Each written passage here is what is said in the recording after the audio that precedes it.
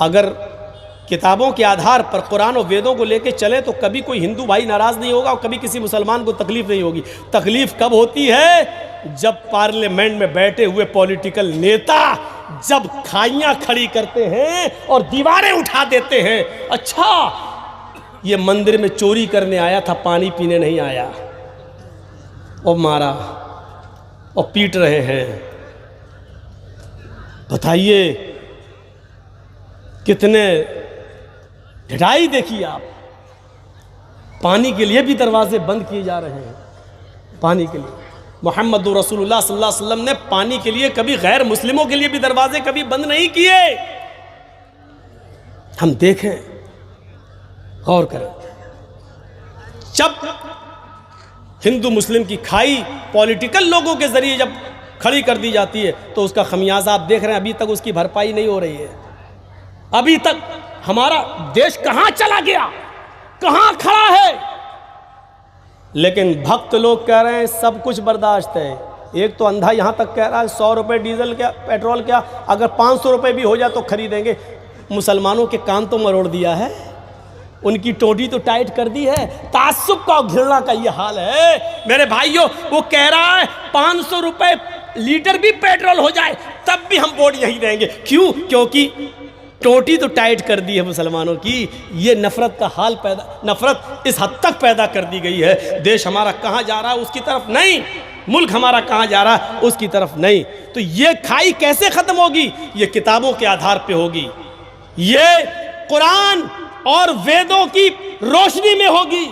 ये हिंदू और इस हिंदू धर्म और इस्लाम धर्म दोनों को रखा जाए और बताया जाए कि देखो ये तुम्हारे यहाँ, ये हमारे यहाँ है। कहाँ है, कहाँ है अत्याचार और जुल्म? कहाँ है कि हम तुम्हें मारे और तुम हमें मारो? आप कुरान खोलिए, पहली आयत आपको क्या मिलेगी? बिस्मिल्लाहिर्रहमानिर्रहीम। आप ऋग्वेद खोलिए, पहला मंत्र आपको क्या मिलेगा ऋग्वेद में? अग्नि मिले। अग्नि मानी अग्नि, अग्रणी, अग्नि सबसे पहले। शुरू करो उसके नाम से जो सबसे पहले था, प्रारंभ करो उसके नाम से जो सबसे पहले था। सबसे पहले कौन था? अल्लाह। अग्नि, अग्रणी, जो सबसे पहले था। हमारे यहाँ पहली आयत क्या है?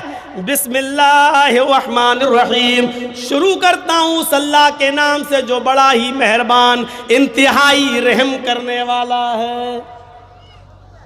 लीजिए कुरान पढ़िए। दूसरी आयत क्या है? अल्हम्दुलिल्लाहि रब्बिल आलमीन। तमाम तारीफें उस अल्लाह के लिए जो दोनों जहान का पालनहार है, परवरिश करने वाला रब है। ऋग्वेद का दूसरा मंत्र क्या है? महीदेवस्य सवितु परिष्टुति। महीदेवस्य सवितु परिष्टुति। मही मानी महान है, देवस्य हमारा देवता, सवितु जिसके लिए सारी की सारी परिष्टुति प्रशंसाएं हैं। अब इसका तर्जमा ये होगा महीदेवस्य सवितु परिष्टुति। महान है हमारा वो देवता जिसके लिए सारी की सारी तारीफें, सारी की सारी प्रशंसाएं हैं। इन मंत्रों को देखकर ही तो कभी मैंने कहा था, कौन कहता है हम तुम में जुदाई होगी? कौन कहता है हम तुम में जुदाई होगी? ये हवाई तो किसी दुश्मन ने उड़ाई होगी। हिंदू और मुसलमानों को किताबें कभी अलग नहीं करती हैं, कुरान और वेद कभी अलग नहीं करते हैं। ये पार्लियामेंट में बैठे हुए पॉलिटिकल नेता हमें और आपको एक दूसरे के करीब नहीं आने देते हैं, क्योंकि शॉर्टकट में कह दूं, पापी पेट का सवाल है। ये पेट की आग कैसे बुझेगी? इन्हीं के नाम पर तो रोजी रोटी कमाई जा रही है। आप पढ़िए कुरान की तीसरी आयत, अर्रहमानिर्रहीम, जो बड़ा मेहरबान है, इंतहाई रहम करने वाला है। ऋग्वेद का तीसरा मंत्र अगर आप पढ़ेंगे तो लिखा है बसुरदयामान, जो बड़ा दयालु है, बड़ा कृपालु है। उसकी कृपा और दया की कोई सीमा नहीं है। बसुरदयामान, जिसकी दया की कोई सीमा नहीं है, बड़ा दयालु है, जिसकी असीमित दया है, जो बेशुमार रहमतों का मालिक है। उसकी रहमत की, उसकी कृपा की, उसके रहमो करम की कोई हद नहीं है। अर्रहमानिर्रहीम, जो बड़ा ही रहम करने वाला, इंतहाई मेहरबान है। कहां चला गया ये मामला? क्या कर रहे हो भाई? बीच में मत उठो। चाचा कहाँ जा रहे हो? हम समझे चाची के पास जा रहे हो। अब तो चाची सो गई होंगी, क्या करोगे वहाँ जाके? बैठ जाओ ना भाई, इतनी रात में 2:20 पर हम सोचे घर जा रहे हैं, चाची बेचारी वो भी सो गई होंगी। बसुर दयामाना, जो बड़ा दयालु और कृपालु है, जिसकी दया की कोई सीमा नहीं है। देखिए कितना भाईचारा है, भाईचारा। अरे जा भी रहे तो मोहब्बत है, होना चाहिए। जलसा सुनना कोई फ़र्ज थोड़ी है।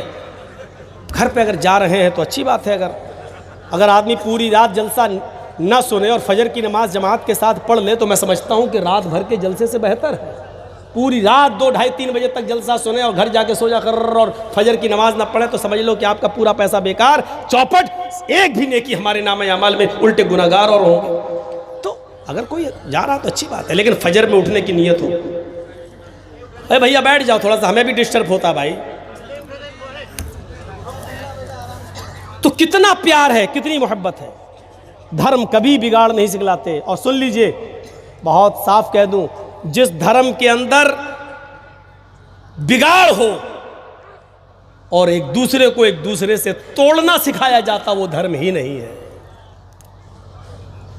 वो धर्म ही नहीं है। एक दूसरे के खिलाफ उकसाया जाता हो, वो धर्म ही नहीं है।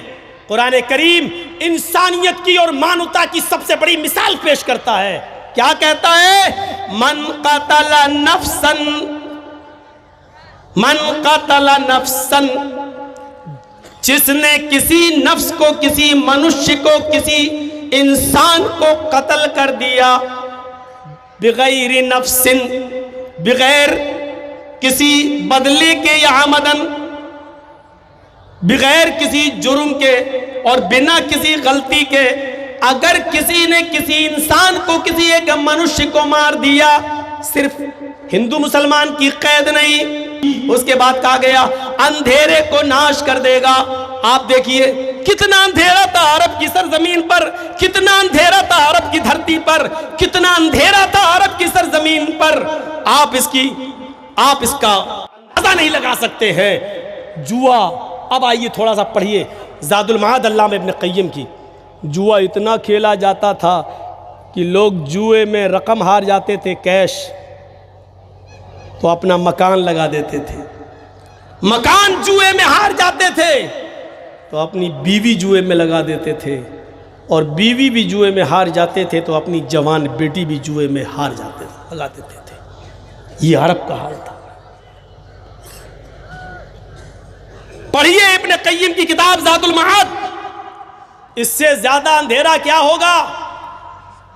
बेटा अपने बाप के मरने के बाद अपने घर से चादर उठाता था और अपनी मां के ऊपर डालकर उसको बाहर निकालकर कहता था, लोगों मेरा बाप मर गया, मैंने अपनी चादर अपनी मां के ऊपर डाल दी, आज के बाद ये मेरी मां नहीं है, मैंने इसको अपनी पत्नी, अपनी बीवी बना लिया। इब्न क़य्यिम की किताब ज़ादुल मआद।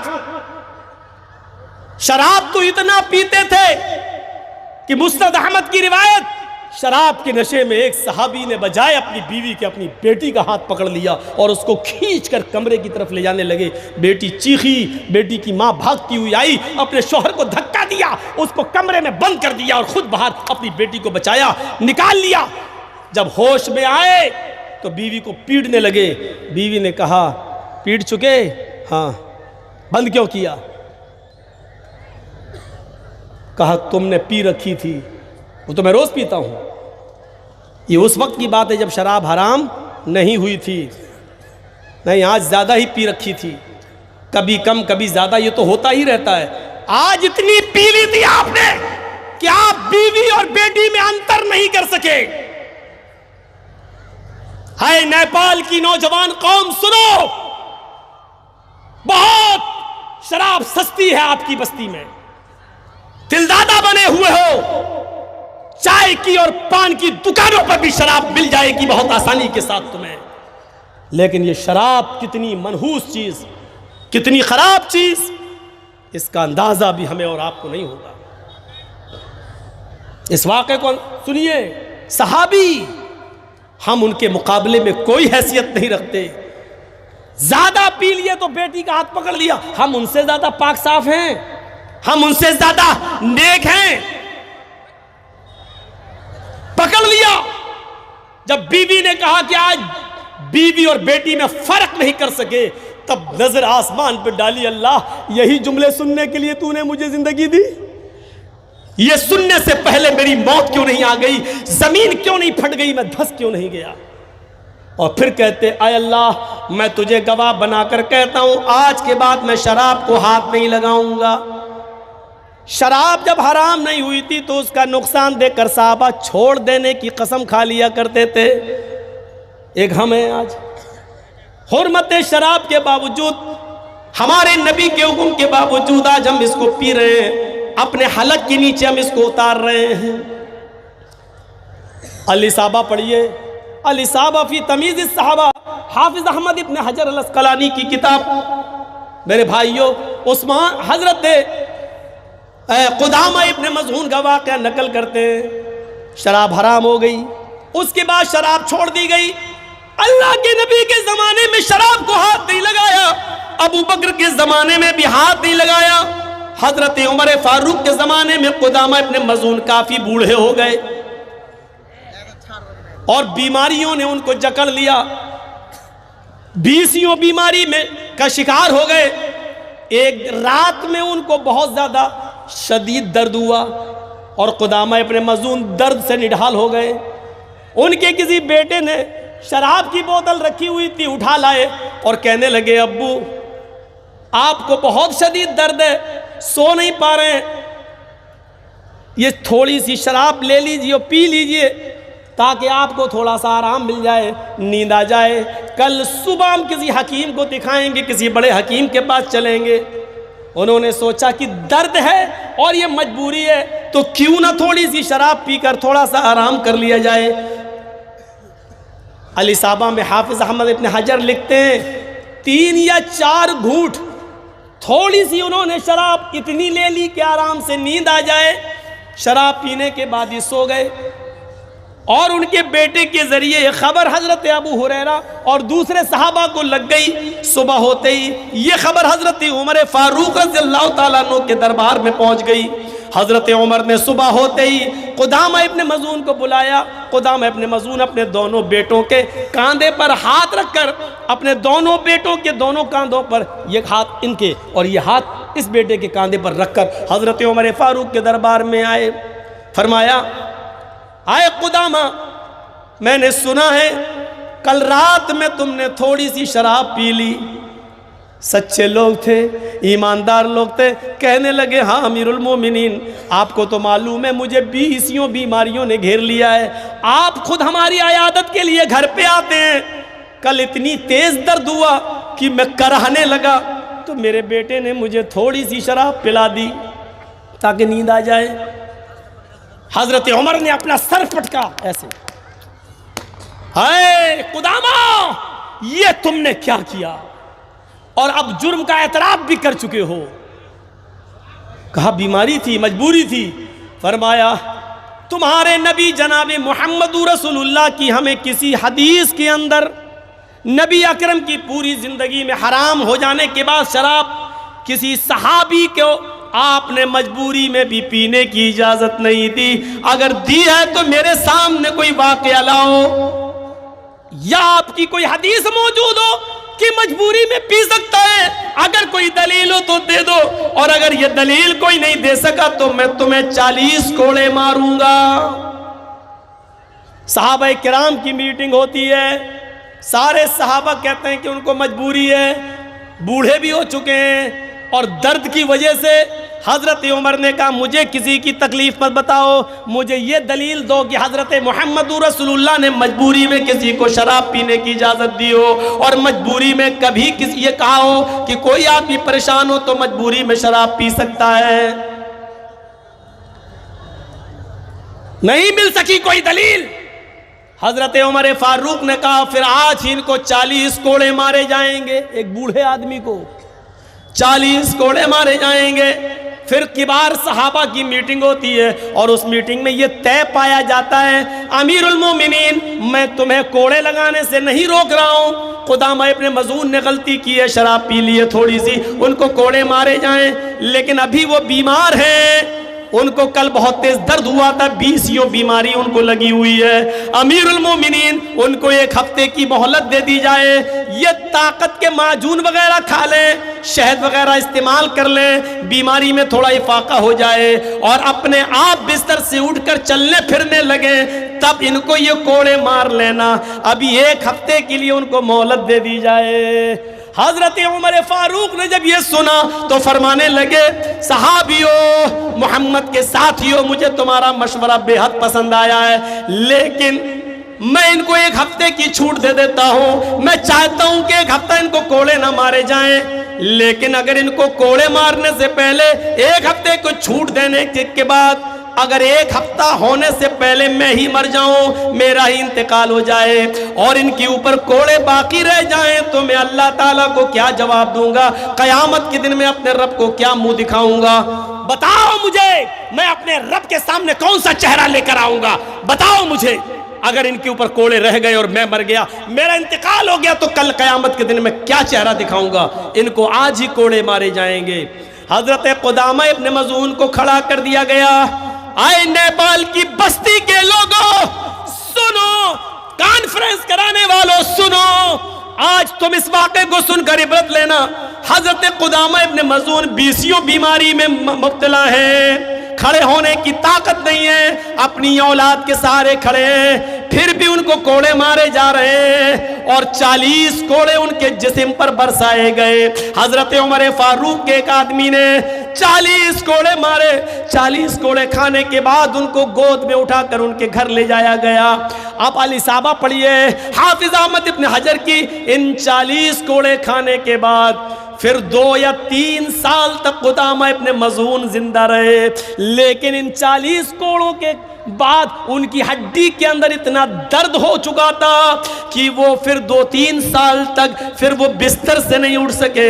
लेटरीन, पेशाब और पायखाना उसी बिस्तर पर करते थे। उनकी बीवी और बच्चे उस लेटरीन और गलाजत और गंदगी को साफ करते थे। उन्होंने सारी नमाजें उसी बिस्तर के ऊपर पढ़ी और फिर वो पूरी जिंदगी जब तक वो जिए वो जिंदा रहे, मस्जिद नहीं जा सके और बिस्तर से नहीं उठ सके।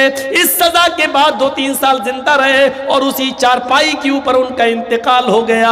हजरत उमर फारूक ने कुछ नहीं देखा, लेकिन इसके बावजूद कोड़े मारे।